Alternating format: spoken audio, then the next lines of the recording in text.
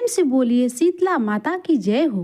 प्रिय भक्तों, स्कंद पुराण में देवी शीतला माता का महत्व बताया गया है। इसीलिए चैत्र महीने के कृष्ण पक्ष की अष्टमी तिथि पर इनकी पूजा और व्रत किया जाता है।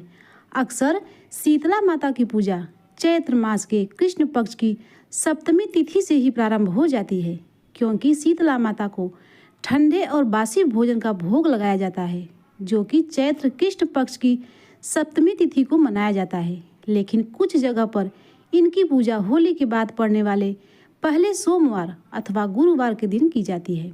शीतला माता का उल्लेख कई शास्त्रों में मिलता है, खासकर स्कंद पुराण में उन्हें चेचक की देवी के रूप में वर्णित किया गया है और वे इस रोग का कारण भी है और उसका इलाज भी।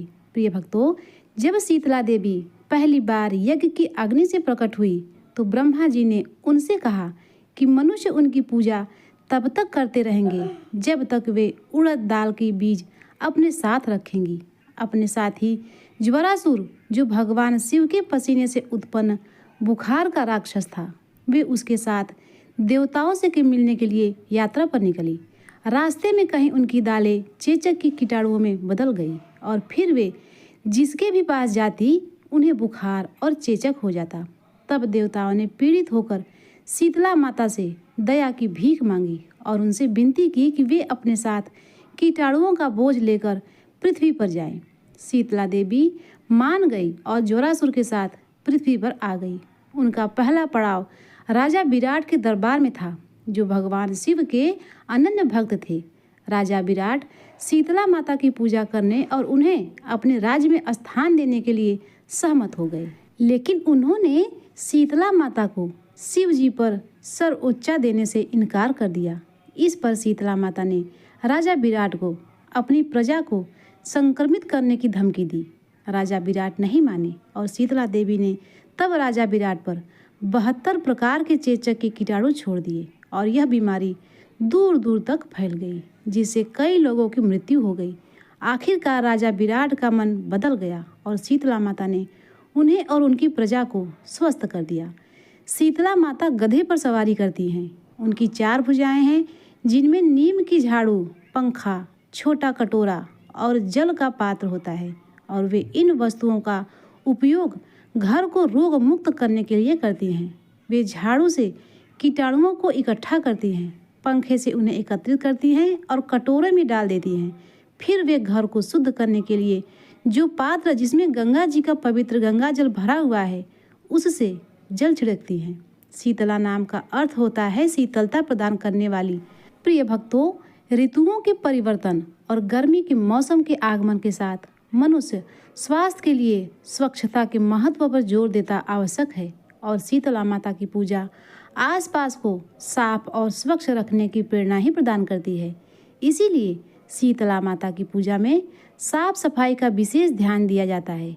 साथ ही केवल इस दिन ठंडा और बासी भोजन प्रसाद रूप में ग्रहण करने के बाद से फिर ठंडा और बासी भोजन ग्रहण करने से बचना चाहिए, क्योंकि मौसम परिवर्तन के कारण शरीर में रोग आदि हो सकते हैं। शीतला माता के भोग के लिए पूरी, पापड़ी, हलवा, लापसी, चावल, राबड़ी और इसके अलावा अपनी परंपरा के अनुसार भोग बनाएं, जिसमें सप्तमी या अष्टमी की सुबह रोली, मौली, काजल, मेहंदी, बाजरे के दाने, दही, कच्चा दूध या कच्ची लस्सी, जल का लोटा और जो भी भोग के लिए आपके यहाँ पर पकवान बनाए गए हों, वे ब्लाउज पीस और कुछ दक्षिणा आदि सामग्री लेते हैं।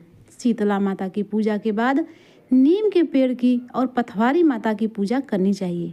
पूजा के बाद बाजरे के दाने हाथ में लेकर शीतला माता की कहानी सुनते हैं। बाजरे के दाने से खेत भी बोते हैं। ऐसी मान्यता है कि गण गौर पूजा करने वाली महिलाएं इसी दिन ज्वारे भी बोती हैं। शीतला अष्टमी को बसोड़ा भी कहते हैं। प्रिय भक्तों, आइए अब सुनते हैं शीतला माता की कहानी। हिंदू धर्म के मान्यताओं के अनुसार चैत्र का महीना आया, होली के बाद के दिन आए, शीतला माता की सप्तमी आई। तब सभी लोग कहने लगे, माता आई, माता आई। शीतला माता के स्वागत के लिए किसी ने हलवा बनाया, किसी ने लापसी। माता को गर्म खाने का भोग लगाया, जिससे माता के अंग अंग में आग जलने लगी। तो माता दौड़ी दौड़ी कुम्हार के घर गई। कुम्हार से बोली, मेरा अंग अंग जल रहा है। कुम्हार ने शीतला माता को ठंडी मिट्टी से लेप कर दिया। शीतला माता को थोड़ा आराम मिला तो कहने लगी, बेटा मुझे भूख लगी है। कुम्हार के घर रात की बनी हुई रोटी राबड़ी रखी थी। उसने माता को वही खिला दी, जिससे माता का ताप ठंडा हुआ और कुम्हार पर प्रसन्न होकर वह बोली, सारी नगरी में हाहाकार होगा, केवल तेरा ही घर बचेगा और तेरे घर में सदा अन्न धन के भंडारे भरे रहेंगे। फिर तो कुछ ही समय में पूरी नगरी त्राहि त्राहि करने लगी और शीतला माता की कृपा से कुम्हार का घर बच गया। यह देखकर सारे लोगों को बड़ा आश्चर्य हुआ। उन्होंने कुम्हार से पूछा, कुम्हार कुम्हार तूने क्या जादू किया जिससे सारा नगर तो नष्ट हो गया लेकिन तेरा घर बचा रहा? कुम्हार बोला, मैंने माता को शीतल किया और तुम सबने माता को गर्म भोजन करवाया, जिससे माता के अंग अंग में छाले हो गए थे। इसी कारण माता का कोप हुआ और पूरे नगर में बीमारी फैल गई, त्राहि त्राहि मच गई। लोगों ने पूछा, माता कहाँ है? तो कुम्हार कहने लगा, माता तो नीम की छाया में बैठी हैं। सभी शीतला माता की शरण में गए और माता से क्षमा मांगी। तब माता ने कहा कि तुमने मुझे गर्म भोजन खिलाया जिससे मेरे मुंह में छाले हो गए, लेकिन कुम्हार ने मुझे ठंडा भोजन करवाया जिससे मुझे ठंडक मिली। इसी कारण सारा नगर तो नष्ट हो गया लेकिन कुम्हार का घर महल बन गया। तब लोगों ने विनती की कि हे माता, अब बताइए हम क्या करें? तो माता बोली, अब होली के 7 दिन बाद शीतला सप्तमी आएगी। उस दिन सब नगरवासी छठ को बनाए खाने से मेरी पूजा करें और भोग लगाए। ऐसा कहकर माता अर्ध ध्यान हो गई। इसके बाद शीतला सप्तमी आई तो सब ने ठंडा बनाया और भोग लगाया, माता की पूजा की, जिससे माता प्रसन्न हो गई और सारी नगरी में आनंद हो गया। हे शीतला माता, जैसे सारे नगरवासियों को क्षमा किया, उन पर प्रसन्न हुई, वैसे ही सब पर प्रसन्न रहना। भूल चूक क्षमा करना, हमारी संतान की रक्षा करना। इसके बाद प्रिय भक्तों, पथवारी माता और गणेश जी की कहानी भी सुननी चाहिए। तो आइए अब सुनते हैं पथवारी माता की कहानी। एक बार पथवारी माता पाल और विनायक जी से झगड़ा हो गया। सब आपस में स्वयं को बड़ा बताने लगे। इतने में ही ब्राह्मण का लड़का वहाँ पर आया। पाल, पथवारी और गजानन जी ने उसे रोका और कहने लगे, अय लड़के, रुक जा और हमारा न्याय कर। लड़का बोला, मैं कल वापस आऊँगा तब न्याय करूँगा। घर आकर लड़के ने माँ से कहा, माँ मुझे कल पाल, पथवारी माता और विनायक जी का न्याय करना है। तब माँ ने कहा, बेटा गलती मत कर देना, सबको बड़ा बताना। दूसरे दिन माँ की बात मानकर लड़का वहाँ गया और बोला, पाल माता आप बड़ी हो, क्योंकि हर व्यक्ति आता है और स्नान ध्यान करके शुद्ध होकर जाता है और आप सबकी रक्षा करती हैं। हे पथवारी माता, आप सबसे बड़ी हैं, क्योंकि कितने भी तीर्थ धर्म ध्यान कर लें पर आपकी पूजा किए बिना उनका कार्य पूर्ण नहीं होता। आप जीवित को भी तारती हैं और मरने के बाद भी उद्धार करती हैं। पथवारी माता पथ की धरती हैं, इसीलिए आप बड़ी हो। अब ब्राह्मण का लड़का विनायक जी से बोला, हे विनायक जी महाराज, सबसे पहले शुभ काम में आपको ही तो मनाया जाता है। आपको ध्याए बिना कोई भी काम सिद्ध नहीं होता, इसीलिए आप बड़े हो। पाल माता, पथवारी माता, विनायक जी भगवान लड़के की चतुराई से प्रसन्न हो गए और बोले, लड़के तुमने तो हम सबको ही बड़ा कर दिया और फिर उसको सुखी रहने का आशीर्वाद दिया। कुछ जौ के दाने उसके अंगाछे में डाल दिए। अब लड़का सोचने लगा कि यह तो बड़ा घाटे का सौदा रहा। मेरा पूरा दिन खराब किया और पूरा दिन लगाकर मैंने इनका न्याय किया और इनके बदले में मिला क्या? बस थोड़े से जौ के दाने। उदास मन से वह लड़का घर आकर बैठ गया और उसके पास जो अंगोछा था जिसमें जौ के दाने बंधे हुए थे, उसने एक कोने में डाल दिया। थोड़ी देर के बाद माँ ने अंगोछा उठाया तो उसमें से तो हीरे मोती बिखर गए। माँ ने ध्यान नहीं दिया। तब वह अपने बेटे के पास जाकर बोली, बेटा न्याय करके आया, मिला क्या? लड़का बोला, माँ कोने में जो जौ पड़ा है देख ले। माँ वहाँ गई तो देखकर हैरान रह गई। वहाँ तो हीरे मोती का ढेर लगा हुआ था। माँ देखकर बड़ी प्रसन्न हुई। माँ ने बेटे को बुलाया और कहा, बेटा, आज तो पाल माता, पथवारी माता और विनायक जी भगवान हम सब पर प्रसन्न हुए हैं। माँ बेटे बहुत प्रसन्न हुए। हे भगवान, जैसे पाल माता, पथवारी माता, विनायक जी भगवान ने उस लड़के को दिया, वैसा सबको देना। कहानी कहते सुनते और हुंकारा भरते सबको सुख समृद्धि धन धान्य का आशीर्वाद देना। सभी लोग प्रेम से बोलिए, पथवारी माता की जय। प्रिय भक्तों, अब आइए सुनते हैं गणेश भगवान की कथा। एक बार गणेश भगवान एक छोटे से बालक का रूप धर के चिमटी में चावल और चमचे में दूध लेकर धरती लोक पर आए।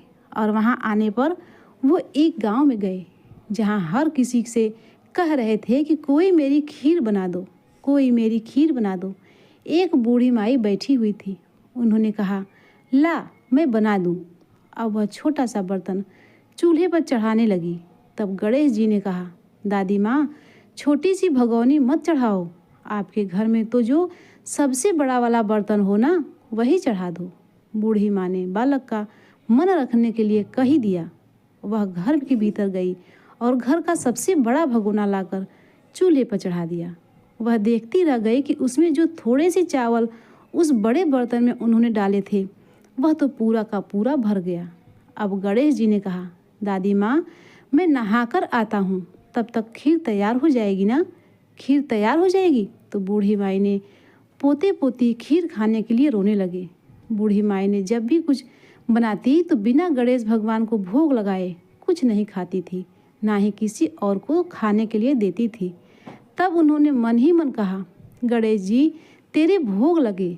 ऐसा कहकर उन्होंने चूल्हे में थोड़ी सी खीर डाली और कटोरी भरकर खीर बच्चों को दे दी। बूढ़ी माई की पड़ोसन ऊपर से देख रही थी। तो बूढ़ी माई ने सोचा, यह तो जब बालक से चुगली कर देगी। तो एक कटोरा भरकर उन्होंने उस पड़ोसन को भी पकड़ा दिया। बूढ़ी माई की बहू ने चुपके से एक कटोरी खीर खाया और कटोरा चक्की के नीचे छुपा दिया। अभी भी गणेश जी नहीं आए थे।